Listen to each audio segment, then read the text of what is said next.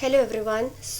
आज के बच्चों इस लेक्चर के अंदर हम सॉल्यूशन के बारे में डिस्कस करने आए हैं। ये एनसीईआरटी का 12th क्लास के अंदर सेकंड चैप्टर है एंड ये चैप्टर बहुत ही इम्पॉर्टेंट चैप्टर है। इस पे भी क्वेश्चंस आप लोगों के कॉम्पिटिटिव एग्जाम्स में काफ़ी ज़्यादा आते हैं। तो आज के इस लेक्चर के अंदर सॉल्युबिलिटी कौन कौन से फैक्टर पे डिपेंड करती है, हम उसको डिटेल में डिस्कस करेंगे बच्चों। एज वेल एज एक बहुत ही फेमस लॉ है हेनरी लॉ, उसके बारे में डिस्कस करेंगे, उसके लिमिटेशंस के बारे में डिस्कस करेंगे एंड उस पे किस तरह के क्वेश्चंस आप लोगों के एग्ज़ाम में पूछे जाते हैं उसके ऊपर भी मेरा पूरा फोकस होगा। तो हमारा स्टार्ट करते हैं आज का इस लेक्चर को। सॉल्यूशन चैप्टर, जिसमें सबसे पहले बच्चों यहाँ पे सॉल्युबिलिटी के बारे में कहा गया है। सबसे पहले सॉल्युबिलिटी का मतलब समझ लेते हैं कि एक्चुअली में सॉल्युबिलिटी का मतलब है क्या। सॉल्युबिलिटी को बच्चों हम डिफाइन करते हैं कि कितना मैक्सिमम अमाउंट ऑफ सॉल्यूट को हम एक गिवन अमाउंट ऑफ सॉल्वेंट के अंदर एक गिवन टेम्परेचर पे डिसॉल्व कर सकते हैं। एग्जाम्पल के तौर पे जैसे इमेजिन कीजिए मैंने क्या कहा कि मेरे पास 100 ग्राम वाटर है। लेट अस से I have taken one container in which I have kept 100 gram of water. Here water is acting as a solvent. Now let us say that कि इस सॉल्वेंट के अंदर मैंने 1 ग्राम सॉल्ट को डाला बेटा, और मैंने क्या ऑब्जर्व किया कि 1 ग्राम सॉल्ट डालते ही धीरे धीरे ये सॉल्ट का पार्टिकल यहाँ पे 100% डिसॉल्व कर गया। फिर मैंने क्या किया, एक और ग्राम यहाँ पे सॉल्ट डाला और इस तरह से मैं डालती गई सॉल्ट यहाँ पे इस 100 ग्राम ऑफ सॉल्वेंट के अंदर। और मैंने कुछ देर के बाद ये नोटिस किया बेटा कि 40 ग्राम के बाद आप कितना भी सॉल्ट को डालोगे सॉल्ट आपका डिसॉल्व नहीं हो रहा था। मतलब कहने का ये है कि 100 ग्राम के अंदर हम 40 ग्राम तक ही सॉल्ट लेट अस से डिसॉल्व कर पा रहे हैं एंड 40 ग्राम के बाद अगर आप और भी सॉल्ट अगर इस सोल्यूशन के अंदर डाल रहे हो तो सपोज आपका सॉल्ट यहाँ डिसॉल्व नहीं हो रहा है। तो इससे कंक्लूजन क्या निकलेगा, कंक्लूजन ये निकलेगा कि ये जो 40 ग्राम है हमारा वो एक्चुअली में क्या है बच्चों, मैक्सिमम अमाउंट है। मतलब इससे ज़्यादा आप सॉल्यूट को ऐड नहीं कर सकते हो। तो कितना मैक्सिमम अमाउंट हम किसी भी गिवन सॉल्वेंट के अंदर डिसॉल्व कर सकते हैं वही मैक्सिमम अमाउंट हमारा क्या होता है बच्चों, सॉल्युबिलिटी होता है। तो सॉल्युबिलिटी इज नथिंग बट कितना मैक्सिमम हम सॉल्यूट को किसी भी गिवन अमाउंट ऑफ सॉल्वेंट के अंदर डिसॉल्व कर सकते हैं eight a given temperature. But ध्यान रखिएगा कि ये जो पूरा फिनोमेना है, ये जो पूरा प्रोसेस है, ठीक है, ये फिक्स टेम्परेचर पे होना चाहिए। क्योंकि अगर बच्चों टेम्परेचर आपका बदलता रहेगा तो सॉल्युबिलिटी भी बदलती रहेगी, क्योंकि टेम्परेचर एक्चुअली में सॉल्युबिलिटी को अफेक्ट करता है। तो इसलिए हम यहाँ पे क्या करते हैं, टेम्परेचर को फिक्स रखते हैं। तो जब आपका टेम्परेचर फिक्स है तो उस फिक्स टेम्परेचर पे कितना मैक्सिमम सॉल्यूट आप गिवन अमाउंट ऑफ सॉल्वेंट के अंदर डिसॉल्व कर पा रहे हो वही उसका क्या होता है, सॉल्युबिलिटी होता है। 3 तरह के सॉल्यूशंस होते हैं बच्चों हमारे पास। एक होता है अनसैचुरेटेड सॉल्यूशन, एक होता है सैचुरेटेड सॉल्यूशन और एक होता है super saturated solution. Unsaturated solution ऐसे सॉल्यूशन को कहा जाता है जिसमें हम मोर अमाउंट ऑफ सॉल्यूट को डिसॉल्व कर सकते हैं। एग्जाम्पल ले लेते हैं। जैसे बच्चों मैंने ऊपर कहा ये जो सॉल्यूशन हमने बनाया था उसमें मैंने क्या कहा कि 100 ग्राम पानी के अंदर 40 ग्राम हम मैक्सिमम अमाउंट ऑफ सॉल्यूट को डिसॉल्व कर सकते हैं। 40 के बियॉन्ड आप अगर सॉल्यूट डालोगे तो आपका सॉल्यूट डिसॉल्व नहीं होगा 100%, राइट। मतलब कितना मैक्सिमम ये पानी आपका होल्ड कर सकता है सॉल्यूट को, 40 ग्राम। तो बच्चों अगर मैं ऐसा कोई सॉल्यूशन बनाऊं जिसमें 100 ग्राम ऑफ वाटर के अंदर सेम सॉल्ट को मैं सिर्फ 20 ग्राम ही डिसॉल्व कर रही हूँ, तो अभी जस्ट हमने क्या देखा एक्सपेरिमेंट करके कि 100 ग्राम के अंदर मैक्सिमम कितना सॉल्ट जा सकता है, कितना सॉल्ट डिसॉल्व हो सकता है, 40। लेकिन यहाँ पे हम कितना ऐड कर रहे हैं, 20 ऐड कर रहे हैं। तो अगर आप 20 ग्राम ऑफ सॉल्ट को डिसॉल्व करके सोल्यूशन बना देते हो तो फिर भी ये सोल्यूशन क्या करेगा, और भी सॉल्यूट को ले सकता है और भी सॉल्यूट को अपने अंदर डिसॉल्व कर सकता है। कब तक डिसॉल्व कर सकता है? जब तक इसका मैक्सिमम लिमिट कितना है 40 ग्राम उतना ना पहुंच जाए।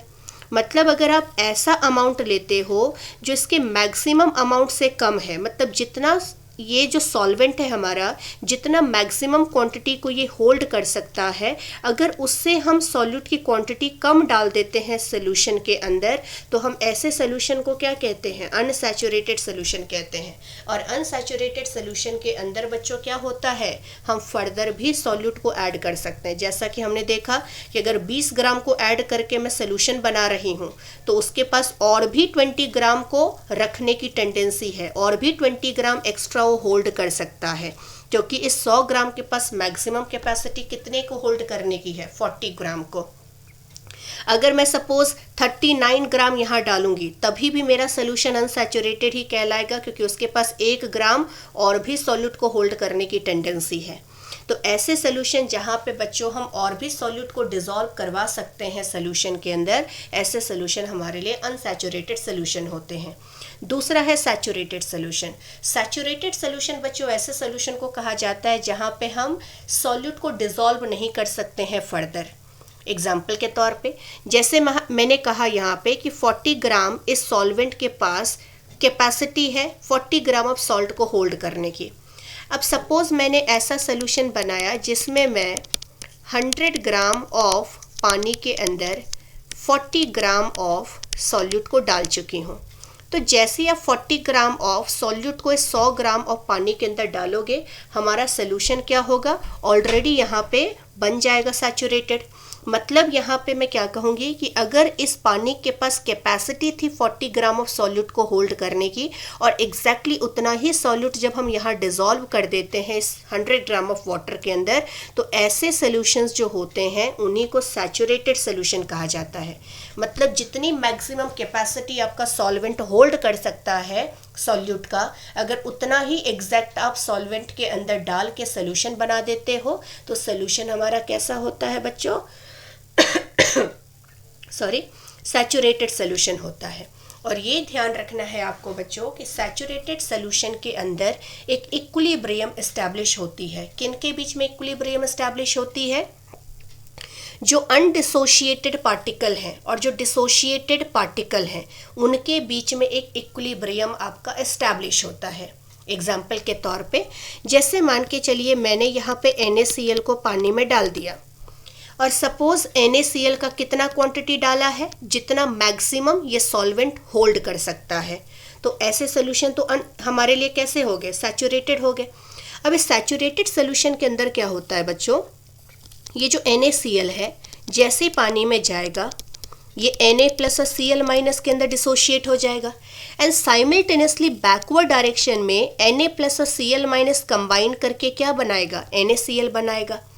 तो जिस स्पीड के साथ NaCl का डिसोशिएशन होता है Na प्लस और Cl माइनस में, उसी स्पीड के साथ अगर Na प्लस और Cl माइनस कंबाइन करके NaCl बना देता है तो हम कहते हैं कि इक्विलिब्रियम यहाँ पे इस्टेब्लिश हो गया है। किसके बीच में बच्चों? एक अनडिसोशिएटेड मॉलिक्यूल के बीच में और यहाँ पे डिसोशिएटेड आयन के बीच में।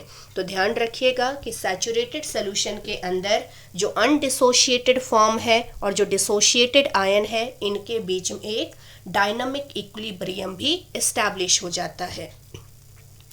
थर्ड जो हमारा सोल्यूशन है that is super saturated solution.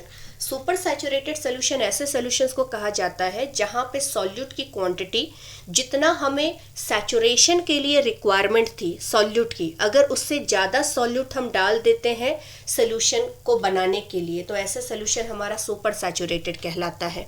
Example के तौर पे जैसे 40 ग्राम को जैसे ही मैंने डाला बच्चों 100 ग्राम के अंदर, तो मैंने क्या कहा था? 40 ग्राम लेटर से मैक्सिमम अमाउंट ऑफ सॉल्यूट है जो कि इस 100 ग्राम ऑफ सॉल्वेंट के अंदर डिसॉल्व किया जा सकता है।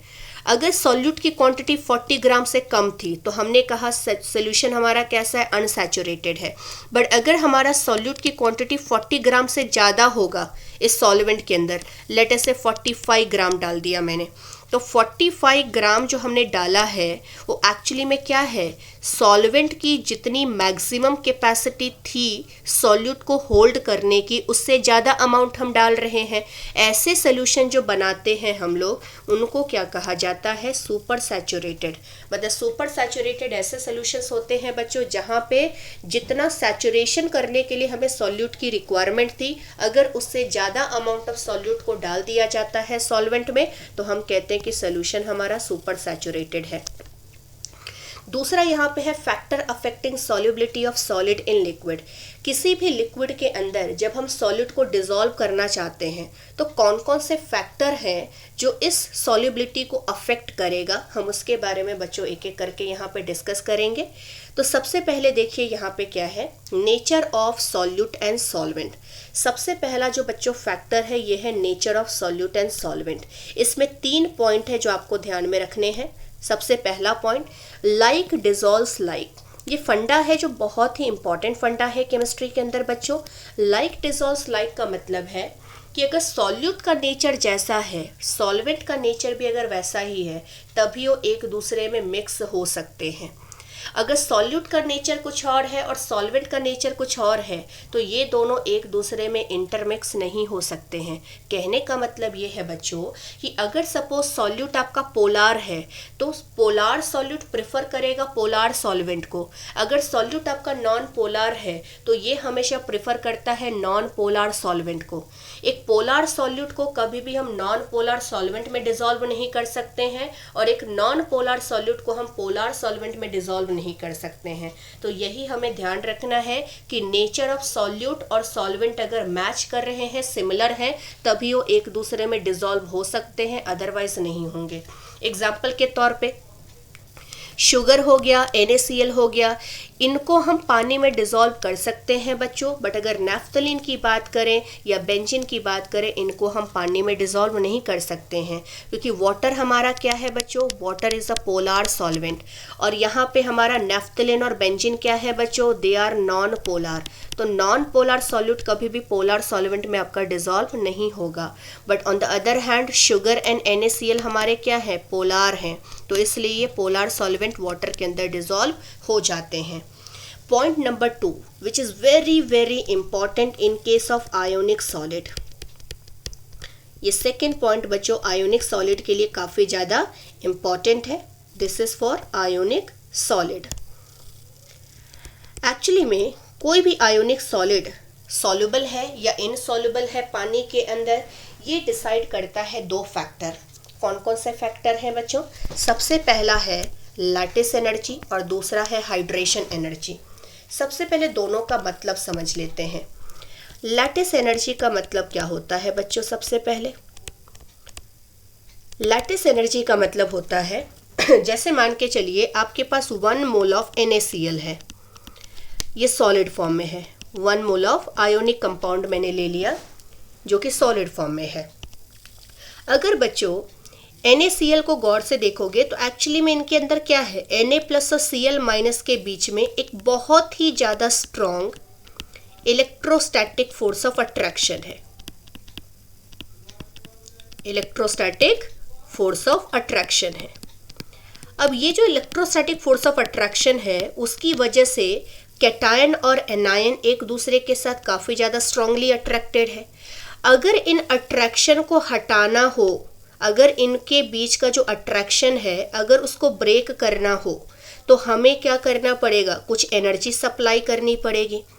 तो कितनी एनर्जी हम सप्लाई करते हैं 1 मोल ऑफ आयोनिक कंपाउंड के अंदर, ताकि उनके आयन को एक दूसरे से अलग कर दिया जाए, वही एनर्जी हमारी क्या कहलाती है बच्चों? लैटिस एनर्जी कहलाती है। मतलब how much energy we are supplying to break 1 mole of ionic compound into their constituent ion। इनके आयन के अंदर उनको तोड़ने के लिए जितनी भी एनर्जी आप सप्लाई करते हो उसको लैटिस एनर्जी कहा जाता है। एंड सेकेंड फैक्टर है बच्चों हाइड्रेशन एनर्जी। अभी हाइड्रेशन एनर्जी का मतलब क्या है इसको भी समझ लेते हैं। तो बच्चों जैसे मान के चलो आपने क्या किया, एक कंटेनर लिया जिसमें आपके पास वाटर है और आपने उसमें NaCl को डाल दिया। NaCl वाटर में जाने के बाद क्या करता है? डिसोशिएट होके Na plus and Cl minus में कन्वर्ट हो जाता है। अब ये बेसिकली है क्या, ये आयंस है। एंड रही बात वाटर मॉलिक्यूल की, तो वाटर मॉलिक्यूल बेंट शेप का होता है और यहाँ पे हाइड्रोजन ऑक्सीजन के बीच में इलेक्ट्रोनेगेटिविटी का डिफरेंस है। उस डिफरेंस की वजह से ऑक्सीजन पे आएगा पार्शियल नेगेटिव चार्ज, हाइड्रोजन पे आएगा पार्शियल पॉजिटिव चार्ज। तो बेसिकली वाटर यहाँ पे किस फॉर्म में है बच्चों, एक पोलार मॉलिक्यूल के फॉर्म में है। ठीक है, ये एक पोलार मॉलिक्यूल है और डेल्टा प्लस और डेल्टा माइनस के फॉर्म में होने की वजह से ये एक डाइपोल के फॉर्म में एग्जिस्ट कर रहा है। तो होता क्या है कि जैसे आप NaCl को पानी में डालते हो, सोडियम के ऊपर है पॉजिटिव चार्ज एंड वाटर के अंदर जो ऑक्सीजन है उस पे है डेल्टा नेगेटिव चार्ज। तो पॉजिटिव चार्ज को ऑक्सीजन का जो नेगेटिव पोल है वो क्या करता है, स्टेबिलिटी ऑफर करता है थ्रू अट्रैक्शन। तो इस तरह से होगा क्या कि जैसे आप NaCl को पानी में डालोगे, इस Na+ के चारों तरफ बहुत सारे वाटर मॉलिक्यूल आ जाते हैं, बहुत सारे वाटर मॉलिक्यूल अट्रैक्ट हो जाते हैं और वाटर मॉलिक्यूल का जो ऑक्सीजन का नेगेटिव पोल है वो यहाँ पे सोडियम के पॉजिटिव चार्ज को काफ़ी ज़्यादा स्टेबिलिटी ऑफर करता है थ्रू दिस अट्रैक्शन। इस अट्रैक्शन को हम क्या कहेंगे, this attraction is known as ion dipole interaction. ये जो हमारा आयन है और ये जो डाइपोल बना है, इनके बीच के अट्रैक्शन को हम क्या कहते हैं, आयन डाइपोल इंटरैक्शन। तो ये जो आयन और डाइपोल इंटरैक्शन है, उस इंटरैक्शन के दौरान जितनी एनर्जी आपकी रिलीज होती है उसी एनर्जी को हम क्या कहते हैं, हाइड्रेशन एनर्जी कहते हैं बच्चों। मतलब जब कोई आयन डाइपोल के साथ इंटरैक्ट करता है, आयन डाइपोल इंटरैक्शन के थ्रू, उस इंटरैक्शन के दौरान जितनी एनर्जी आपकी रिलीज होती है उसी को हम क्या कहते हैं बच्चों, इसको कहा जाता है हाइड्रेशन एनर्जी। तो लैटिस एनर्जी में क्या कहा बच्चों, कितनी एनर्जी हम सप्लाई करते हैं 1 मोल ऑफ आयोनिक कंपाउंड को उनके आयंस में उनको कन्वर्ट करने के लिए, ये हमारा लैटिस एनर्जी हो गया। और हाइड्रेशन एनर्जी का मतलब क्या है, कितनी एनर्जी आपकी रिलीज होती है जब आपका आयन डाइपोल के साथ इंटरैक्ट करता है। यहाँ डाइपोल किसकी बात हो रही है, वाटर की बात हो रही है। तो जब Na+ या Cl- वाटर के साथ इंटरैक्ट करेगा, उस इंटरैक्शन के दौरान कितनी एनर्जी वो रिलीज कर रहा है, that is our hydration energy. Now अब ये दोनों फैक्टर का मतलब हम समझ चुके हैं। अब आपको ध्यान में ये रखना है, this is very very important line, कोई भी आयोनिक कंपाउंड बच्चों तभी सॉल्युबल होता है पानी में अगर उस कंपाउंड की हाइड्रेशन एनर्जी उसके लैटिस एनर्जी को डोमिनेट करती है। मतलब अगर हाइड्रेशन एनर्जी लैटिस एनर्जी से ज़्यादा है तब हम कंपाउंड को क्या कहेंगे कि वो पानी के अंदर सॉल्युबल है। बट अगर हाइड्रेशन एनर्जी आपकी लैटिस एनर्जी से कम होगी बच्चों, तो हम कहेंगे कि कंपाउंड हमारा क्या है, इनसॉल्युबल है। तो एक्चुअल में आयोनिक कंपाउंड के लिए हम कौन से फैक्टर को कंपेयर करते हैं, लैटिस एंड हाइड्रेशन एंथैल्पी को कंपेयर करते हैं। If hydration enthalpy is dominating over lattice enthalpy, that means compound is water soluble. But if lattice enthalpy is predominating over hydration enthalpy, then the compound will be water insoluble. तो ये तो हो गया बच्चों ionic compound की बात। But अगर molecular solid है तो उसके लिए क्या फंडा है, उसके लिए क्या क्राइटेरिया होना चाहिए वाटर के अंदर डिसॉल्व होने के लिए। तो कंडीशन ये है मॉलिकुलर सॉलिड के लिए कि उनके अंदर पोलार ग्रुप्स होने चाहिए, polar groups like OH groups होने चाहिए। ये हाइड्रोजन ऑक्सीजन का बॉन्ड क्या होता है बच्चों, हाईली पोलार होता है।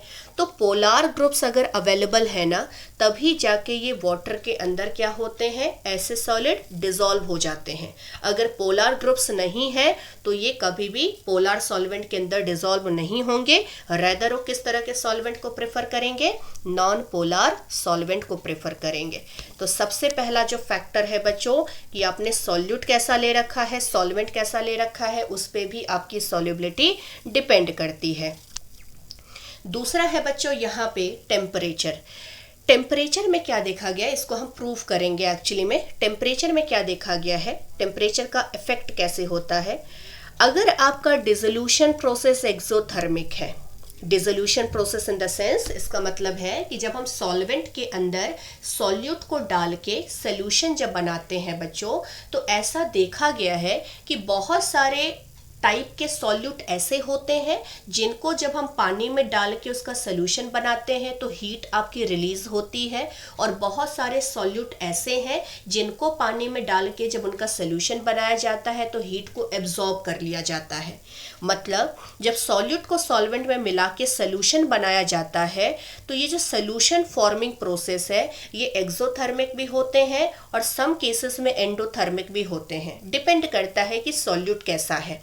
ठीक है, तो एक्सोथर्मिक और एंडोथर्मिक दोनों तरह के हो सकते हैं।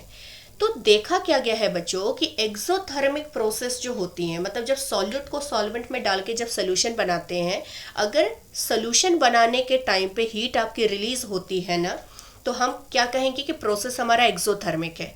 और एक्सोथर्मिक वाले केस में क्या देखा गया है कि जैसे जैसे टेम्परेचर बढ़ाया जाता है वैसे वैसे सॉल्युबिलिटी कम होती चली जाती है। और एंडोथर्मिक वाले प्रोसेस में क्या देखा गया है कि जैसे जैसे टेम्परेचर को बढ़ाया जाता है वैसे वैसे सॉल्युबिलिटी भी बढ़ती चली जाती है। और ये सारा कुछ हम यहाँ पे एक इक्वेशन को यूज करके प्रूव करेंगे। This equation is known as van't Hoff equation. उससे पहले एक एग्जाम्पल यहाँ पे समझ लेते हैं। ये एक एक्सपेरिमेंटल बेसिस पे एग्जाम्पल्स लिया है, ये एक्सपेरिमेंट करके ऐसा देखा गया है, उसको हम थोड़ा सा देख लेते हैं, इसको समझ लेते हैं कि इसका मतलब क्या है बच्चों। जैसे कि ऊपर मैंने क्या कहा बताइए, जब सॉल्यूट को हम सॉल्वेंट में डालते हैं और सोल्यूशन को फॉर्म किया जाता है तो क्या कहा बच्चों, there are lots of solute, जहाँ पे सॉल्वेंट के अंदर जाते ही जो सोल्यूशन होता है, सोल्यूशन जैसे ही बनता है हीट आपकी रिलीज होती है। और कुछ सॉल्यूट ऐसे हैं जिनको सॉल्वेंट में डाल के जब सोल्यूशन बनाया जाता है तो डेल्टा एच आपका पॉजिटिव होता है। मतलब सोल्यूशन फॉर्मिंग प्रोसेस एक्सोथर्मिक भी हो सकता है और सोल्यूशन फॉर्मिंग प्रोसेस आपका एंडोथर्मिक भी हो सकता है। कुछ एग्जांपल्स ले लेते हैं। जैसे जब पोटेशियम हाइड्रोक्साइड को बच्चों वाटर में डाला जाता है ना, तो ये प्रोसेस एक्चुअली में एक्सोथर्मिक नेचर का होता है।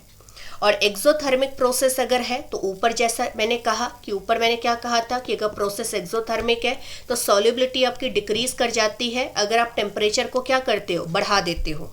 और अगर अमोनियम क्लोराइड की बात करें बच्चों, तो अमोनियम क्लोराइड का जो डिसोल्यूशन प्रोसेस होता है, जब अमोनियम क्लोराइड को पानी में डाल के उसका सोल्यूशन बनाया जाता है तो ये प्रोसेस एक्चुअली में देखा गया है एंडोथर्मिक नेचर का, मतलब हीट आपकी एब्जॉर्ब होती है।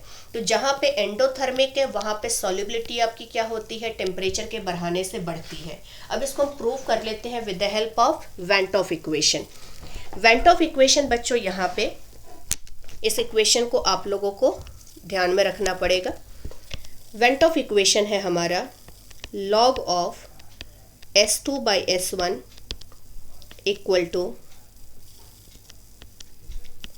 EA या delta H divided by 2.303 R 1 by T1 minus 1 by T2, जहाँ पे T1 T2 यहाँ पे टेम्परेचर है केल्विन स्केल में, S2 S1 यहाँ पे सॉल्युबिलिटी को इंडिकेट कर रहा है। अगर टेम्परेचर T1 है हमारा तो T1 टेम्परेचर पे लेटर से सॉल्युबिलिटी हमारा सोल्यूशन का S1 है। T2 टेम्परेचर पे लेटर से सॉल्युबिलिटी हमारा S2 है। और मैंने मान लिया कि T2 यहाँ पे T1 से ज़्यादा है। ठीक है, मतलब T1 हमारा लोअर टेम्परेचर है और T2 हमारा क्या है बच्चों, हायर टेम्परेचर है। ये हमने अजम्पशन ले लिया है। I have taken one assumption कि T2 is greater than T1। Now अगर बच्चों यहाँ पे डेल्टा एच की बात करें तो डेल्टा एच यहाँ पे क्या है, हीट ऑफ सोल्यूशन है।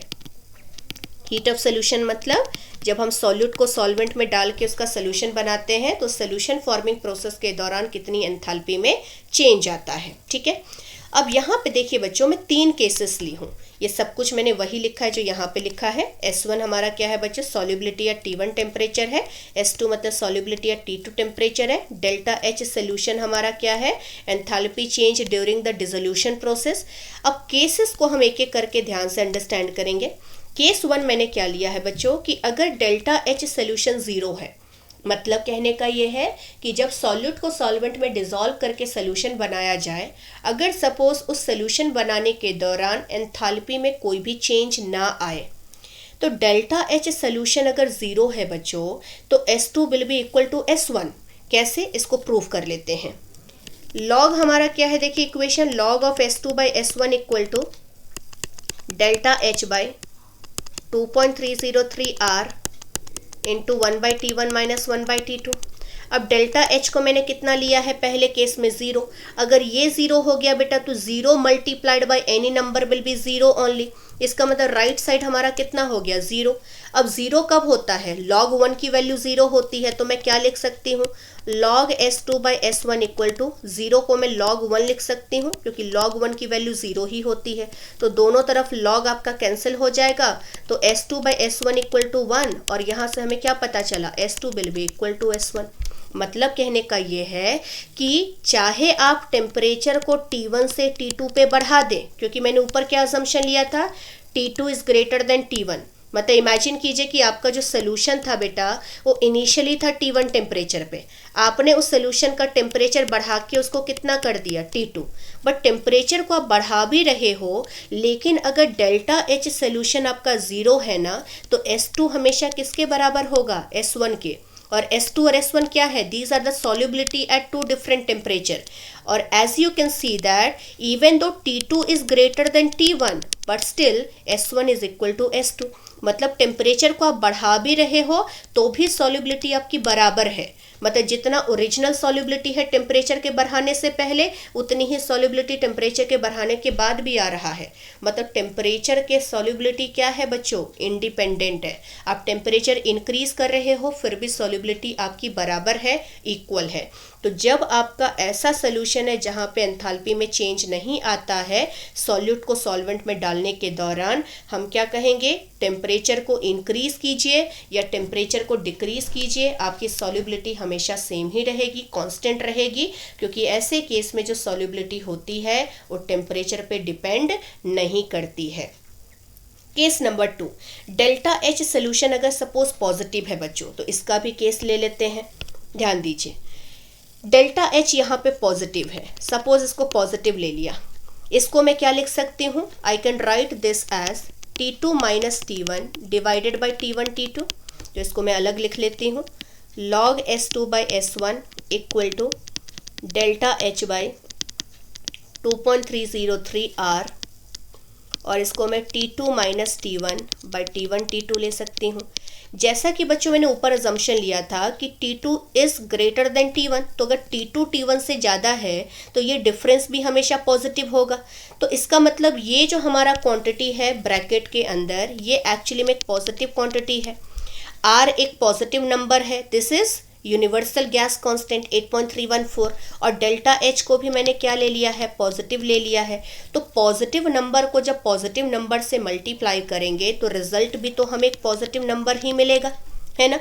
तो इसका मतलब log S2 बाई S1 बच्चों क्या मिल रहा है, एक पॉजिटिव नंबर मिल रहा है। अगर log S2 बाई S1 एक पॉजिटिव नंबर है तो लॉजिकली सोचिए, सपोज ये पॉजिटिव नंबर मैं थोड़ी देर के लिए x मान लेती हूँ, x यहाँ पे पॉजिटिव नंबर है, ग्रेटर देन 0 है। तो आप बताओ यहाँ पे S2 बाई S1 कितना हो जाएगा, S2 by S1 will be equal to 10 power x हो जाएगा, क्योंकि log of a equal to अगर x है बच्चों तो a कितना होता है, 10 पावर x होता है। ये एक सिंपल सा रिलेशन है, log का प्रॉपर्टी है ये।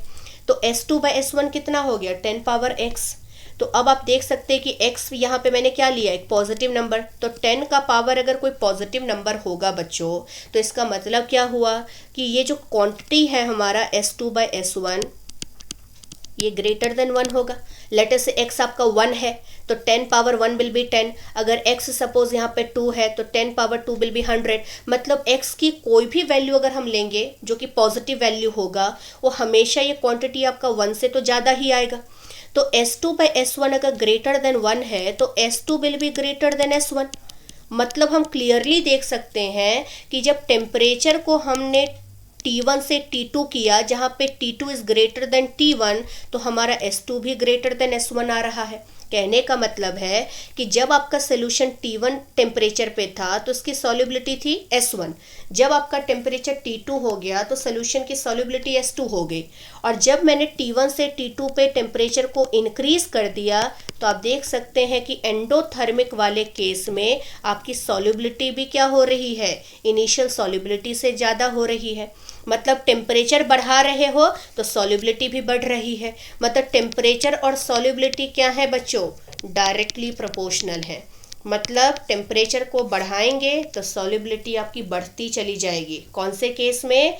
जब आपका हीट अप सोल्यूशन क्या होता है? पॉजिटिव होता है। एंड लास्ट केस है बच्चों, जब हमारा हीट अप सोल्यूशन नेगेटिव होगा। उसको भी प्रूव कर लेते हैं। तो इक्वेशन देखिए क्या है, log of S2/S1 equal to delta H by 2.303 R T2 minus T1 T2। ये जो ब्रैकेट है वो तो पॉजिटिव ही है, क्योंकि T2 की वैल्यू मैंने कितना लिया है? T1 से ज़्यादा ही लिया है। तो ये ब्रैकेट वाला क्वांटिटी पॉजिटिव है, बट ये क्वांटिटी नेगेटिव हो गया। अब नेगेटिव इंटू पॉजिटिव क्वांटिटी आपको क्या मिलेगा? नेगेटिव देगा। तो log of S2/S1 is actually negative quantity बच्चों, है ना। लेट अस ये नेगेटिव क्वांटिटी में आप लोगों को इजी करने के लिए मैं लेट अस इसको -1 ले लेती हूँ। तो log of S2/S1 let us ये -1 है, ठीक है। तो यहाँ से S2/S1 कितना हो जाएगा बेटा? 10 पावर -1, और 10 power -1 is nothing but 0.1, right. मतलब ये जो वैल्यू है आपका 0.1, ये 1 से कम है। तो हम यहाँ पे क्या लिख सकते हैं? S2/S1 is less than 1। तो S2/S1 अगर लेस देन 1 है बच्चों, तो यहाँ से फाइनल आपकी सॉल्युबिलिटी इनिशियल सॉल्युबिलिटी से क्या आ रही है? कम। इसका मतलब है कि जैसे ही हमारा प्रोसेस एक्सोथर्मिक होता है, आप टेम्परेचर को जब बढ़ाओगे T1 से T2 पे, तो सॉल्युबिलिटी आपकी फाइनल वाली क्या है बच्चों? इनिशियल वाले से कम है। मतलब आपकी सॉल्युबिलिटी क्या हो रही है? कम हो रही है। तो ध्यान रखिएगा, जब आपका प्रोसेस एक्सोथर्मिक होता है तो टेम्परेचर और सॉल्युबिलिटी इनवर्सली प्रोपोर्शनल है। टेम्परेचर बढ़ाएंगे तो सॉल्युबिलिटी कम होगा। अगर एंडोथर्मिक प्रोसेस है तो temperature and solubility directly proportional होते हैं। मतलब टेम्परेचर बढ़ाओगे सॉल्युबिलिटी बढ़ेगी। और अगर आपका हीट अप सोल्यूशन 0 है तो टेम्परेचर को आप बढ़ाते हो या कम करते हो, उस पर उसकी सॉल्युबिलिटी का कोई भी डिपेंडेंस नहीं होता है। नेक्स्ट है बच्चों, यहाँ पे पिछला जो हमने फैक्टर्स डिस्कस किया था, that was the solubility of solid in liquid. मतलब जब किसी सॉलिड को लिक्विड के अंदर डिसॉल्व करते हैं तो कौन कौन से फैक्टर पे डिपेंड करता है, हमने उसकी बात की। यहाँ पे हम डिस्कस करेंगे कि जब हम किसी गैस को किसी लिक्विड के अंदर डिसॉल्व करते हैं तब ये किस किस फैक्टर पे डिपेंड करता है। तो सबसे पहला है nature of gas. This is very very very important. Gas के नेचर पे डिपेंड करता है बच्चों। देखो, जिन गैसेस को हम इजीली लिक्विफाई कर सकते हैं, मतलब जिन गैसेस को हम इजीली लिक्विड के अंदर कन्वर्ट कर सकते हैं, वही गैसेस आपके बच्चों लिक्विड के अंदर ज़्यादा सॉल्युबल होता है। मतलब दो तरह के गैसेस होते हैं, एक होता है हाईली लिक्विफिएबल और एक होता है बहुत ही लो लिक्विफिएबल। हाईली लिक्विफिएबल गैसेस और लो लिक्विफिएबल गैसेस को हम किस बेसिस पे डिस्टिंग्विश कर सकते हैं? हम उसको क्रिटिकल टेम्परेचर के बेसिस पे डिफ्रेंशिएट कर सकते हैं। आप लोगों को ध्यान में रखना पड़ेगा, और ये बेसिक चीज़ें हैं जो आप लोग स्टेट्स ऑफ मैटर में भी बच्चों पढ़ते हो, कि more will be TC, more will be TC. TC यहाँ पे क्या है बच्चों? क्रिटिकल टेम्परेचर है। More will be the TC, more will be intermolecular force, more intermolecular force between molecules. और जितना ज़्यादा इंटरमोलिकुलर फोर्स होगा उतना ही ईजिली हम क्या करेंगे? उस गैस को लिक्विड के अंदर डिसॉल्व कर पाएंगे। तो एक बेसिक सा पॉइंट है जो आपको ध्यान में रखना पड़ेगा, क्योंकि टीसी का फॉर्मूला बच्चों क्या होता है? 8A/27 RB। मतलब यहाँ पे टीसी आपका क्या है? वैंडरवॉल कांस्टेंट ए के डायरेक्टली प्रोपोर्शनल है। और वैंडरवॉल कांस्टेंट ए बच्चों किसको इंडिकेट करता है? ये किसको सिग्निफाई करता है? इसका सिग्निफिकेंस क्या है? It represent intermolecular force between the gases molecule. मतलब अगर सपोज आपके पास दो तरह के गैस हैं, अगर एक गैस है लेट अस से उसका मैंने ए दे दिया आपको 2.5 और दूसरा गैस है जिसका मैंने ए आपको दे दिया 10, तो जिस गैस का वैंडरवॉल कांस्टेंट ए ज़्यादा होगा उसके अंदर इंटरमोलिकुलर फोर्स ज़्यादा होंगे, और जिसके अंदर इंटरमोलिकुलर फोर्स ज़्यादा होंगे उन्हीं गैसेस को हम आसानी से डिसॉल्व कर सकते हैं। तो ध्यान रखिएगा कि जो ईजिली लिक्विफिएबल गैसेस होते हैं, किनको ईजिली लिक्विफिएबल गैसेस कहते हैं बच्चों? जिनका टीसी काफ़ी हाई होता है, whose critical temperature are high are more soluble than non-liquefiable gases whose TC is very low. ठीक है, क्योंकि TC के डायरेक्टली प्रोपोर्शनल आपका A होता है और A ही बच्चों किसको मेजर करता है, इंटरमोलिकुलर फोर्स को मेजर करता है। तो ध्यान रखिएगा कि जिस गैस का इंटरमोलिकुलर फोर्स ज़्यादा होता है उसी गैस को लिक्विड के अंदर डिसॉल्व करना ज़्यादा ईजी होता है। नेक्स्ट एग्जाम्पल्स के तौर पे जैसे CO2 एंड अमोनिया हो गया, इनको पानी के अंदर ज़्यादा आसानी से डिसॉल्व किया जा सकता है, ज़्यादा अमाउंट में डिसॉल्व किया जा सकता है as compare to hydrogen and O2। Reason बहुत ही क्लियर है, क्योंकि इन दोनों के जो TC होते हैं वो एक्चुअली में इनके TC से कहीं ज़्यादा हाई होते हैं। तो more will be the TC, more will be the intermolecular force and more amount of gas can be dissolve in a given amount of solvent. Factor number two हमारा temperature है बच्चों।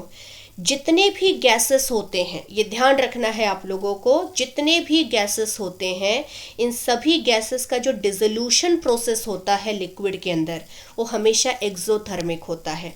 मतलब जब किसी भी गैस को किसी लिक्विड के अंदर डिसॉल्व करते हो बच्चों, तो एक्चुअल में जो डिसोल्यूशन प्रोसेस होता है, जो सोल्यूशन फॉर्मिंग प्रोसेस होता है वो एक्सोथर्मिक है। एंड जैसा कि हमने पिछले वाले केस में प्रूव किया था कि जब हमारा हीट ऑफ सोल्यूशन नेगेटिव होता है तो टेम्परेचर के बढ़ाने से सॉल्युबिलिटी आपकी क्या होती है, डिक्रीज करती है, क्योंकि टेम्परेचर एंड सॉल्युबिलिटी आपके इन्वर्सली प्रोपोर्शनल है एक्सोथर्मिक केस में। तो इसलिए हम क्या कहेंगे बच्चों कि अगर यहाँ पे dissolution of gas in a liquid is exothermic phenomena, तो अगर टेम्परेचर आप बढ़ाते हो तो गैसेस की सॉल्युबिलिटी क्या करेगी, डिक्रीज कर जाएगी। एंड लास्ट है हमारा factor which is very very important factor, pressure of gas. Gas का कितना प्रेशर आप लगाते हो डिसॉल्व करने के लिए, वो भी आपका बहुत ही ज़्यादा इम्पॉर्टेंट रोल प्ले करता है गैस के सॉल्युबिलिटी को अफेक्ट करने में। एंड प्रेशर का क्या रोल है उसको स्टडी किया जाता है under a very famous law which is known as Henry law. Henry law का स्टेटमेंट क्या है बच्चों, स्टेटमेंट काफ़ी इसका सिंपल सा है, the solubility of a gas in a liquid is directly proportional to the partial pressure of a gas present above the surface of liquid और solution. इसको हम बहुत ही सिंपल तरीके से एग्जाम्पल लेके इसको समझेंगे। जैसे बच्चों यहाँ पे आप गौर से देख सकते हो, मैंने 2 कंटेनर लिया है और उसमें गैसेस का नेचर मैंने सेम रखा है, सॉल्वेंट का नेचर भी मैंने सेम रखा है और दोनों का यहाँ पे कंटेनर का साइज भी या वॉल्यूम आप कह लीजिए सेम रखा है। अब गौर से देखिए, यहाँ पे the volume occupied by gas plus solvent ज़्यादा है ना, और यहाँ पे आपका वॉल्यूम क्या है, कम है। यहाँ पे V लेस है, यहाँ पे V हाई है। सपोज ये दोनों कंटेनर को मैंने सेम टेम्परेचर पे मेंटेन रखा है, मतलब दोनों के लिए मैंने टेम्परेचर को कांस्टेंट कर दिया। तो जब टेम्परेचर बच्चों कांस्टेंट होता है तो वॉल्यूम और प्रेशर आपके इन्वर्सली प्रोपोर्शनल होते हैं। अब जैसा कि आप देख सकते हैं बच्चों कि यहाँ पे आपका वॉल्यूम ज़्यादा है, तो वॉल्यूम ज़्यादा है मतलब यहाँ पे जो प्रेशर गैस का लग रहा है, गैस के ऊपर जो प्रेशर आप लगा रहे हो वो कितना होगा, यहाँ पे लो होगा। तो यहाँ पे लो प्रेशर है, मतलब P1 is our low pressure. और यहाँ पे देखिए वॉल्यूम आपका लेस है सेकेंड वाले केस में, तो लेस वॉल्यूम का मतलब है प्रेशर आपका ज़्यादा है, तो यहाँ पे P2 आपका क्या है, हाई प्रेशर है। मतलब मैं ये कह सकती हूँ कि P2 is greater than P1। अब गौर से देखो बच्चों, अगर आप पहले वाले कंटेनर को ध्यान से देखोगे तो ये जो गिवन सॉल्वेंट है इसके सरफेस पे हम P1 अमाउंट ऑफ प्रेशर लगा रहे हैं गैस का, और यहाँ पे इस सॉल्यूशन के सरफेस पे P2 अमाउंट ऑफ प्रेशर को लगाया जा रहा है। और आप क्लियरली एक चीज़ नोटिस कर सकते हो कि जहाँ पे प्रेशर ज़्यादा है वहाँ पे इस लिक्विड के अंदर ज़्यादा से ज़्यादा गैस के मॉलिक्यूल डिसॉल्व हैं। यस और नो, यहाँ ज़्यादा मॉलिक्यूल आपका सेकेंड वाले कंटेनर में डिसॉल्व है और यहाँ पे कम मॉलिक्यूल आपके डिसॉल्व है। कहने का मतलब है कि कितना ज़्यादा प्रेशर आप अप्लाई करते हो गैस का लिक्विड के सरफेस पे, उतना ही ज़्यादा मॉलिक्यूल आपके क्या होंगे बच्चों, गैस के डिसॉल्व हो जाएंगे सॉल्वेंट के अंदर। कहने का मतलब है कि सॉल्युबिलिटी जो होती है गैस की, मतलब गैस के पार्टिकल कितना डिसॉल्व है एक गिवन अमाउंट ऑफ लिक्विड के अंदर, वो डायरेक्टली किसके प्रोपोर्शनल होता है बेटा, कि कितना गैस का प्रेशर मैं प्रेजेंट, यहाँ पे मतलब कितना गैस का प्रेशर मैं अप्लाई कर रही हूँ above the surface of liquid और सोल्यूशन। किसी भी जो हमारा सॉल्वेंट होता है या जो सोल्यूशन होता है उसके सरफेस पे कितना ज़्यादा प्रेशर आप गैस का लगा रहे हो, वही आपको डिसाइड करके देगा कि आपकी गैस की सॉल्युबिलिटी कितनी होगी। अगर लो प्रेशर लगाओगे तो कम मॉलिक्यूल गैस के डिसॉल्व होंगे, हाई प्रेशर लगाओगे तो ज़्यादा से ज़्यादा मॉलिक्यूल गैस के आपके डिसॉल्व होंगे। यही एक छोटा सा एक्सपेरिमेंट परफॉर्म किसने किया था बच्चों? हेनरी ने किया था। और उन्होंने ही इस एक्सपेरिमेंट के बाद अपना एक लॉ दिया, और उस लॉ में उन्होंने क्या कहा कि गैस की जो सॉल्युबिलिटी होती है किसी भी सॉल्वेंट के अंदर, वो एक्चुअली में डायरेक्टली प्रोपोर्शनल होती है प्रेशर के, कि कितना प्रेशर आप गैस का लगाते हो वही आपका डिसाइड करता है कि कितना गैस का पार्टिकल आपका डिसॉल्व होगा।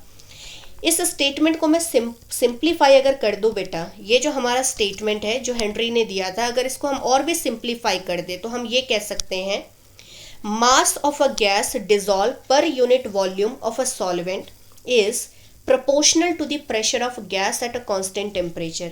एक कांस्टेंट टेम्परेचर पे कितना मास आपका गैस का डिसॉल्व हुआ है कि यूनिट वॉल्यूम में। अगर मैं एक यूनिट वॉल्यूम ले लूँ, सपोज ये हमारा यूनिट वॉल्यूम है, ठीक है, यहाँ पे भी और यहाँ पे भी, तो आप क्लियरली देख सकते हैं बच्चों कि जहाँ पे प्रेशर आपका लो है वहाँ पे इस यूनिट वॉल्यूम के अंदर गैस के मॉलिक्यूल कम है, और जहाँ पे प्रेशर हाई है वहाँ पे इस यूनिट वॉल्यूम के अंदर गैस के मॉलिक्यूल ज़्यादा है। मतलब mass of gas dissolve per unit volume of a solvent is proportional to the pressure of gas at a constant temperature. मतलब जब टेम्परेचर कांस्टेंट होता है तो कितना प्रेशर आप लगाते हो उसी के प्रोपोर्शनल अमाउंट में क्या होगा, गैस के मॉलिक्यूल या गैस का जो पार्टिकल है उसके मास उस given amount of unit solvent के अंदर डिसॉल्व हो जाएंगे। मास की जगह में मैं हो सकता है मैं मोल्स ले लूं। मैं यहाँ पे ये भी कह सकती थी कि moles of a gas dissolve per unit volume of a solvent is directly proportional to the pressure of gas. मैं मास के जगह पे मोल्स ले सकती हूँ, क्योंकि मास को मैं सिंपली मोलार मास से डिवाइड कर दूंगी तो मैं मोल में कन्वर्ट कर सकती हूँ उसको। तो मैं ये भी कह सकती हूँ बच्चों कि mass of a gas dissolve per unit volume of a solvent is proportional to the pressure of gas. या फिर मैं कह सकती हूँ कि कितना मोल इस गिवन अमाउंट ऑफ, या फिर ये बोल सकते हैं कि कितना मोल ऑफ गैस इस यूनिट वॉल्यूम ऑफ सॉल्वेंट के अंदर डिसॉल्व है वो प्रोपोर्शनल होता है कि कितना प्रेशर आप लगा रहे हो। या मोल की जगह पे मैं मोल फ्रैक्शन के साथ भी डील कर सकती हूँ। मैं ये भी कह सकती हूँ कि mole fraction of a gas dissolve per unit volume of a solvent is again directly proportional to the pressure applied. मतलब मैं यहाँ पे मास के साथ डील कर सकती हूँ बच्चों, मैं मोल्स के साथ डील कर सकती हूँ, और मैं मोल फ्रैक्शन के साथ भी डील कर सकती हूँ। इन तीनों में से हम किसी के साथ भी डील कर सकते हैं, और हम यहाँ पे हेनरी लॉ को, यहाँ पे स्टेटमेंट को यहाँ पे हम प्रूव कर सकते हैं। नेक्स्ट थिंग यहाँ पे देखिए, हम एक और यहाँ पे रिवर्स वे में क्या कह सकते हैं। जैसे यहाँ पे मैंने क्या कहा बच्चों, सॉल्युबिलिटी जो होती है गैस के लिक्विड के अंदर वो डायरेक्टली प्रोपोर्शनल होती है पार्शियल प्रेशर ऑफ गैस के। या फिर मैं ये कह सकती हूँ partial pressure of a gas is proportional to the mole fraction of a gas in the solution. क्योंकि जितना ज़्यादा प्रेशर आप लगाएंगे बच्चों उतने ज़्यादा यहाँ पे गैस के पार्टिकल का क्या होगा, मोल फ्रैक्शन। एक एग्जांपल ले लेते हैं इसका क्या कहने का मतलब है। जैसे इमेजिन कीजिए यहाँ पे 5 मोल गैस के पार्टिकल का डिसॉल्व है, और जब मैंने प्रेशर को बढ़ाया, क्योंकि जैसा कि मैंने कहा कि P2 is greater than P1, suppose यहाँ पे 10 मोल आपके गैस के डिसॉल्व हो चुके हैं, और यहाँ पे पानी का जो मोल है लेट अस से यहाँ पे 10 मोल है, और यहाँ पे भी आपका वाटर का जो मोल है वो 10 मोल है। तो अगर मैं आपको कहूँ कि यहाँ पे टोटल मोल कितना है, तो टोटल मोल आपका 10 + 10 कितना हो जाएगा, 20 मोल। पानी के मोल मैंने दोनों जगह पे फिक्स रखे हैं, क्योंकि हम गैस के डिसोल्यूशन की बात कर रहे हैं, सॉल्वेंट दोनों जगह पे सेम ही है बच्चों, ठीक है। अब यहाँ पे अगर मैं मोल फ्रैक्शन इस गैस का निकालूं तो कितना होगा, number of mole of gas divided by total mole, तो 10 + यहाँ पे 5 मतलब 5/15 हो जाएगा 1/3। 1/3 हमारा 0.33 हो जाएगा। और यहाँ पे अगर मैं आपसे पूछूं तो ये कितना हो जाएगा 10/20। 10/20 मतलब 1/2 विच विल बी 0.5। तो जैसा कि बच्चों आप देख सकते हैं कि जब प्रेशर आपका ज़्यादा है तो गैस का मोल फ्रैक्शन भी ज़्यादा है। मतलब प्रेशर और मोल फ्रैक्शन क्या है, एक दूसरे के डायरेक्टली प्रोपोर्शनल है। मतलब कितना प्रेशर आप लगाओगे उसी के प्रोपोर्शनल अमाउंट में आपका क्या होगा, गैस का मोल फ्रैक्शन भी उस सॉल्वेंट के अंदर बढ़ेगा। मतलब ज़्यादा से ज़्यादा मोल्स भी आपके क्या होंगे, गैस के डिजॉल्व हो जाएंगे, या मोल फ्रैक्शन आपका क्या होगा उस सोल्यूशन के अंदर इंक्रीज होगा। तो इसलिए मैं यहाँ पे क्या कह सकती हूँ, partial pressure is directly proportional to the mole fraction of gas in the solution. जितना ज़्यादा गैस का प्रेशर लगाओगे उतना ज़्यादा गैस के मोल आपके सोल्यूशन में बढ़ेंगे और उतना ज़्यादा उस गैस का मोल फ्रैक्शन भी सोल्यूशन में बढ़ेगा। इसीलिए मैथमेटिकल फॉर्म में बच्चों हम किस तरह से लिख सकते हैं, pressure is directly proportional to mole fraction. X यहाँ पे मोल फ्रैक्शन को इंडिकेट कर रहा है, किसके मोल फ्रैक्शन को, गैस के। और यहाँ पे पी भी क्या है, प्रेशर ऑफ गैस को इंडिकेट कर रहा है। जब प्रोपोर्शनैलिटी साइन हम हटाते हैं तो हम यहाँ पे कांस्टेंट को इंट्रोड्यूस कर रहे हैं। इस कांस्टेंट को कहा जाता है हेनरी लॉ कांस्टेंट। तो मैथमेटिकल फॉर्म में हमारा हेनरी लॉ का इक्वेशन क्या बना बच्चों, P = KH × X, जहाँ पे P आपका पार्शियल प्रेशर ऑफ गैस है और X आपका मोल फ्रैक्शन ऑफ गैस है इन the solution. So P is the pressure of gas above the surface of liquid. इस लिक्विड के सरफेस पे कितना प्रेशर आप गैस का लगा रहे हो वही हमारा P इंडिकेट करता है। और X यहाँ पे क्या है बच्चों, कितना गैस का मोल फ्रैक्शन सोल्यूशन में डिसॉल्व हो गया है उसको इंडिकेट करता है। सेकेंड थिंग, हम यहाँ पे हेनरी लॉ को इस तरह से भी लिख सकते हैं, solubility of a gas in the solution is directly proportional to partial pressure. कितना ज़्यादा प्रेशर आप अप्लाई करेंगे उतना ही ज़्यादा गैस की क्या होगी, सॉल्युबिलिटी होगी। तो ये दोनों फॉर्म में हम हेनरी लॉ को एक्सप्रेस कर सकते हैं, P = KH × X के फॉर्म में, या फिर हम लिख सकते हैं solubility will be directly proportional to pressure of a gas, या फिर अगर इस प्रोपोर्शनैलिटी साइन को हटा दिया जाए बच्चों तो S = K × P भी लिख सकते हैं। तो ये दोनों ही फॉर्म हमारा है, काफ़ी इंपॉर्टेंट फॉर्म है हेनरी लॉ का, और इन दोनों फॉर्म को हम न्यूमेरिकल सॉल्व करने के लिए यूज़ करते हैं। जहाँ पे कैपिटल S बच्चों क्या इंडिकेट कर रहा है, गैस की सॉल्युबिलिटी को इंडिकेट कर रहा है सोल्यूशन में, कि कितना गैस आपका डिसॉल्व हो चुका है सोल्यूशन के अंदर, कितना गैस आपका सॉल्युबल हो चुका है। और P क्या इंडिकेट कर रहा है, उस गैस के पार्शियल प्रेशर को इंडिकेट कर रहा है over the solution. Now this is very very important बच्चों, KH के ऊपर कुछ इंपॉर्टेंट पॉइंट है जिसको हमें अंडरस्टैंड करना है, और उसको अंडरस्टैंड करने के लिए एक छोटा सा टेबल मैंने यहाँ पर लिया है बच्चों, और ये टेबल काफ़ी इंपॉर्टेंट टेबल है। ये एक्सपेरिमेंटल टेबल है, डिफरेंट गैसेस का अलग अलग टेम्परेचर पे KH को कैलकुलेट करके जो भी वैल्यूज़ आया है उसको इस टेबुलर फॉर्म में लिखा गया है। ये एक्सपेरिमेंटल वैल्यूज़ है, बट इस एक्सपेरिमेंटल वैल्यूज़ के बेसिस पे हम कुछ कंक्लूजन्स निकालेंगे जो कि हमारे एग्ज़ाम के लिए काफ़ी ज़्यादा यूज़फुल होगा।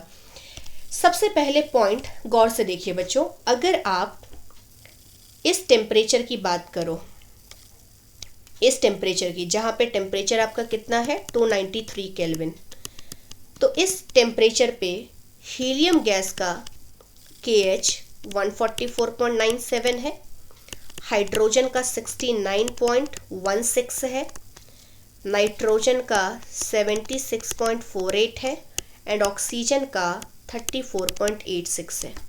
बच्चों अगर आप ध्यान से देखोगे तो पहला पॉइंट यहाँ पे हम कंक्लूजन क्या निकालेंगे कि अगर आपके पास गैसेस अलग अलग हैं और सभी का टेम्परेचर अगर मैंने कॉमन कर दिया, टेम्परेचर मैंने फिक्स कर दिया, तो उनके KH के वैल्यू डिफरेंट होते हैं।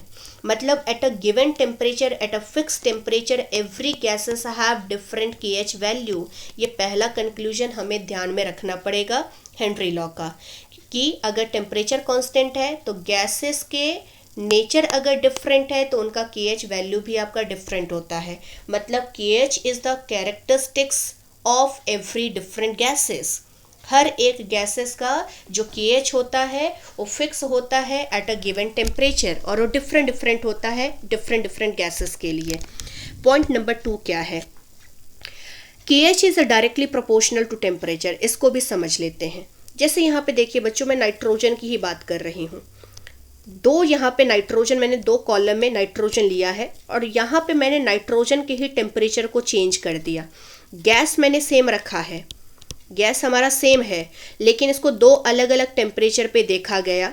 तो 293 केल्विन पे आप इसका KH देख सकते हैं 76.48 है, बट 303 केल्विन पे इसका 88.84 है। मतलब जब सेम गैस के ही टेम्परेचर को बढ़ा दिया जाए, जब सेम गैस अलग अलग टेम्परेचर पे रखा जाता है, तो उसका KH भी क्या होता है बच्चों? डिफरेंट होता है। और जैसा कि आप देख सकते हैं कि टेम्परेचर के बढ़ाते ही KH की वैल्यू भी बढ़ चुकी है। मतलब KH और टेम्परेचर एक दूसरे के क्या है? डायरेक्टली प्रोपोर्शनल है। टेम्परेचर बढ़ाओगे KH बढ़ेगा, टेम्परेचर कम करोगे KH आपका कम हो जाएगा। तीसरी बात, at a given pressure higher the value of KH lower will be the solubility. देखिए बच्चों, अभी जस्ट हमने एक इक्वेशन नोटिस किया, P equal to KH into x.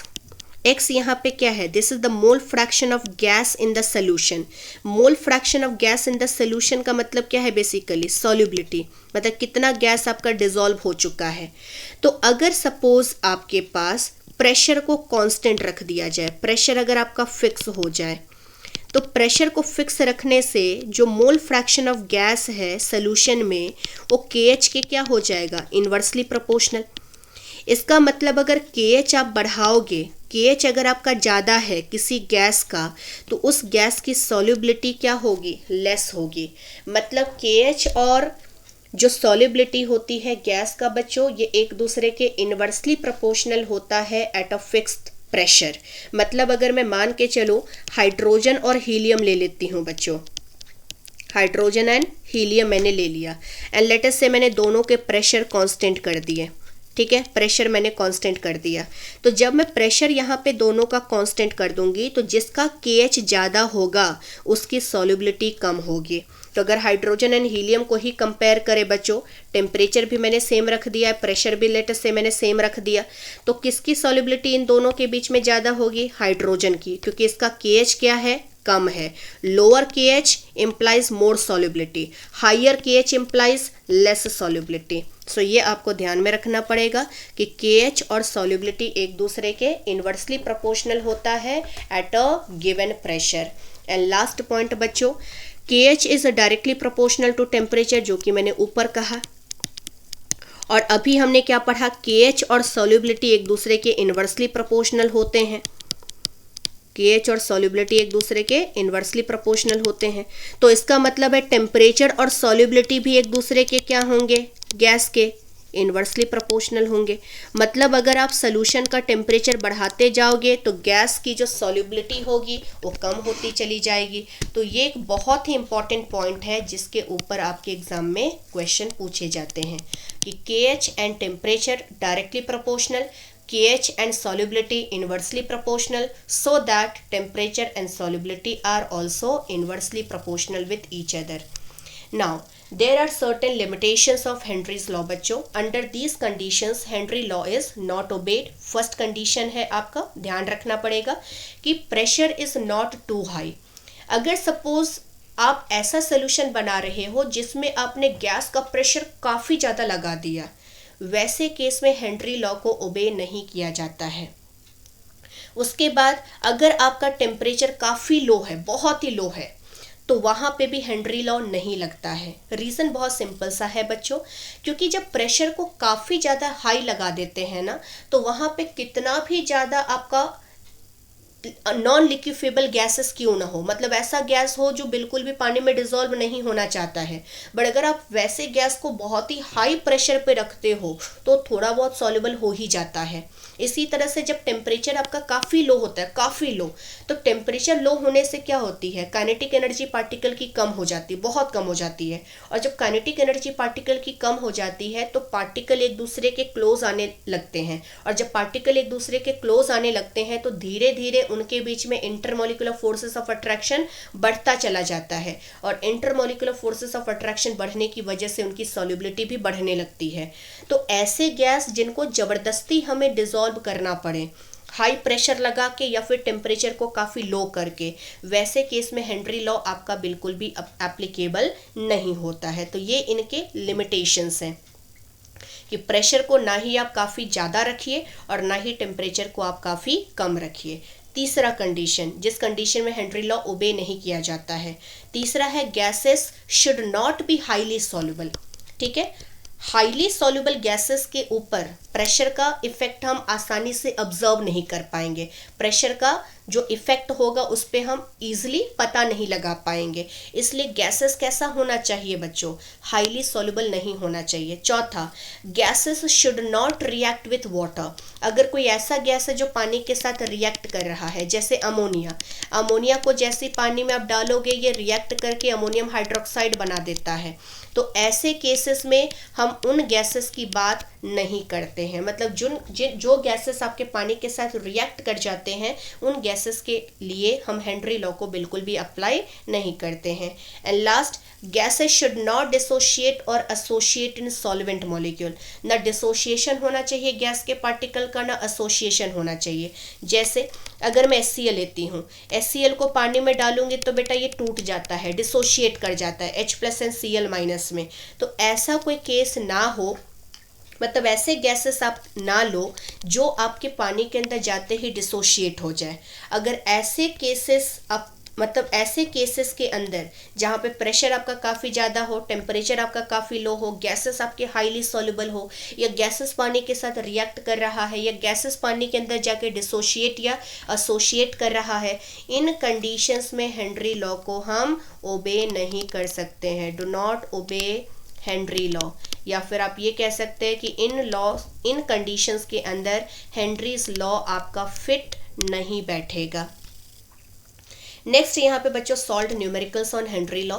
सबसे पहला क्वेश्चन आप देख सकते हैं क्या दिया गया है, the partial pressure of ethane over a saturated solution containing 6.56 into 10⁻⁻2 gram of ethane is 1 bar. If the solution contain 5 into 10⁻⁻2 gram of ethane, then what shall be the partial pressure of gas? Question काफ़ी simple सा दिया है, इसको हम समझ लेते हैं कि इसका मतलब क्या है। कहा क्या है बच्चों कि अगर 6.56 into 10⁻⁻2 ग्राम ऑफ इथेन को डिसॉल्व करना है सोल्यूशन में, तो उसके लिए हमने प्रेशर कितना लगाया था, 1 bar। बट अगर मुझे इथेन के 5 into 10⁻⁻2 ग्राम को डिसॉल्व करना है तो कितना प्रेशर लगाना पड़ा होगा, ये हमसे पूछा है। तो जैसा कि आप देख सकते हैं बेटा कि जो पहला सोल्यूशन है उसमें ज़्यादा अमाउंट ऑफ गैस आपका डिसॉल्व है और दूसरे सोल्यूशन में कम अमाउंट डिसॉल्व है, और जैसा कि हमने ऊपर पढ़ा कि सॉल्युबिलिटी कितनी ज़्यादा होती है और डायरेक्टली प्रोपोर्शनल होती है कि कितना प्रेशर आपने लगाया है ना। तो हम यहाँ पे क्या लिख सकते हैं, solubility is directly proportional to pressure. जहाँ ज़्यादा प्रेशर लगा होगा वहाँ पे ज़्यादा डिसॉल्व हुआ होगा। इसका मतलब यहाँ अगर ज़्यादा डिसॉल्व है तो ये वाला प्रेशर भी ज़्यादा होगा, और अगर यहाँ कम डिसॉल्व है तो ये प्रेशर डेफिनेटली पहले वाले प्रेशर से कम होगा। तो प्रूफ कर लेते कि कितना होगा प्रेशर। तो S1/S2 इक्वल टू P1/P2 हम कह सकते हैं। S1 हमारा कितना है बच्चों, पहले के अंदर सॉल्युबिलिटी है 6.56 into 10⁻⁻2 डिवाइडेड बाय S2 कितना है हमारा 5 into 10⁻⁻2। P1 कितना है 1 bar और P2 हमें यहाँ पे फाइंड आउट करना है। तो जब यहाँ से P2 हम निकालेंगे क्रॉस मल्टीप्लाई करने के बाद कितना आएगा 5 into 10⁻⁻2 डिवाइडेड बाय 6.56 into 10⁻⁻2, ये कैंसिल हो गया। तो 5/6.56 हमारा अप्रॉक्सीमेटली आता है 0.76 बार। तो आप देख सकते हैं बच्चों जहाँ पे ज़्यादा अमाउंट डिसॉल्व किया गया है वहाँ प्रेशर ज़्यादा है, और जहाँ कम अमाउंट डिसॉल्व किया गया है वहाँ पे प्रेशर आपका इसके कंपैरेटिवली कम है, which is 0.76 bar only. Question number 2 देखिए क्या दिया है। This is very famous question जो IIT में आ चुका है। The Henry law constant for the solubility of nitrogen gas in water. Nitrogen gas को वाटर में डिसॉल्व करने के बाद जो सोल्यूशन बनाया गया उसके नाइट्रोजन का KH आपको दे रखा है 1 × 10⁵ ATM। अब क्या कहा गया है देखिए, the mole fraction of nitrogen in air. Air के अंदर नाइट्रोजन का मोल फ्रैक्शन आपको दे दिया गया है 0.8 and the number of moles of nitrogen from air dissolve in 10 mole of water. कहा गया है बच्चों कि अगर एक सोल्यूशन है जिसमें 10 मोल आपके पास पानी रखा है जो कि एक सॉल्वेंट की तरह काम में आ रहा है और उसके अंदर आपको क्या करना है, नाइट्रोजन को डिसॉल्व करना है, तो नाइट्रोजन का कितना मोल इस 10 मोल वाटर के अंदर डिसॉल्व हो चुका है ये हमसे पूछा गया है। तो नाइट्रोजन का मोल हमें फाइंड आउट करना है। और क्या कहा है बच्चों कि नाइट्रोजन जो है वो एयर में प्रेजेंट है 298 केल्विन पे और 5 ATM प्रेशर पे। तो इसका मतलब जो P टोटल दिया है, जो एयर का प्रेशर दिया, एयर का प्रेशर मतलब टोटल प्रेशर, तो टोटल प्रेशर आपका 5 ATM है। बट इस एयर के अंदर नाइट्रोजन का कितना प्रेशर है उसको कैसे निकालें, तो उसके लिए हमें डाल्टन्स लॉ लगाना पड़ेगा। और डाल्टन्स लॉ क्या कहता है बच्चों, partial pressure of any gas will be equal to mole fraction of that gas multiplied by total pressure. तो नाइट्रोजन का जो पार्शियल प्रेशर होगा that will be equal to mole fraction of nitrogen into P total. तो यहाँ से हमें देखिए nitrogen का प्रेशर कितना है निकालना पड़ेगा। मोल फ्रैक्शन हमें एयर में कितना दिया है नाइट्रोजन का 0.8 और P टोटल कितना दिया है एयर का 5, तो ये कितना हो गया 4 ATM। मतलब टोटल प्रेशर हमारा कितना है 5 ATM, बट उसमें नाइट्रोजन की वजह से कितना प्रेशर है 4 ATM। मतलब ये हमारा पार्शियल प्रेशर ऑफ नाइट्रोजन आ चुका है। अब ये जो नाइट्रोजन है उसको हमें डिसॉल्व करना है पानी के अंदर। तो सबसे पहले बच्चों जैसा कि आप देख सकते हैं हेनरी लॉ का इक्वेशन क्या है, P = KH × X। अगर नाइट्रोजन का पार्शियल प्रेशर हम लेते हैं तो मोल फ्रैक्शन भी हमें नाइट्रोजन का लेना पड़ेगा। अब नाइट्रोजन का पार्शियल प्रेशर हम निकाल चुके हैं 4, KH हमें दिया गया है 10⁵ into mole fraction of nitrogen. तो मोल फ्रैक्शन ऑफ नाइट्रोजन इस सोल्यूशन में कितना होगा, number of mole of nitrogen divided by number of mole of nitrogen plus 10, क्योंकि इस सोल्यूशन के अंदर 2 कंपोनेंट है नाइट्रोजन एंड वाटर। वाटर का मोल हमें दे रखा है विच इज़ 10। तो जब हम यहाँ से सॉल्व करेंगे बच्चों तो number of mole of nitrogen divided by number of mole of nitrogen plus 10 will be equal to 4 × 10⁻⁻5। अब जैसा कि यहाँ पे देख सकते हैं कि ये रेशियो काफ़ी ज़्यादा नेग्लिजिबल है। 4 × 10⁻⁻5 is a very negligible quantity. मतलब नाइट्रोजन का मोल फ्रैक्शन सोल्यूशन में काफ़ी कम है। मतलब कहने का है कि नाइट्रोजन के जो पार्टिकल्स हैं, जो नाइट्रोजन गैस के पार्टिकल हैं, वो वाटर के पार्टिकल के मुकाबले काफ़ी नेग्लिजिबल अमाउंट में है। तो हम यहाँ पे क्या करेंगे बच्चों, जो नाइट्रोजन के मोल हैं उनको वाटर के मोल के सामने ईजिली नेग्लेक्ट करेंगे, क्योंकि अगर नाइट्रोजन का मोल फ्रैक्शन काफ़ी कम है तो इसका मतलब नाइट्रोजन के पार्टिकल काफ़ी कम डिसॉल्व हुए हैं। तो सोल्यूशन में किसके पार्टिकल ज़्यादा है, वाटर के।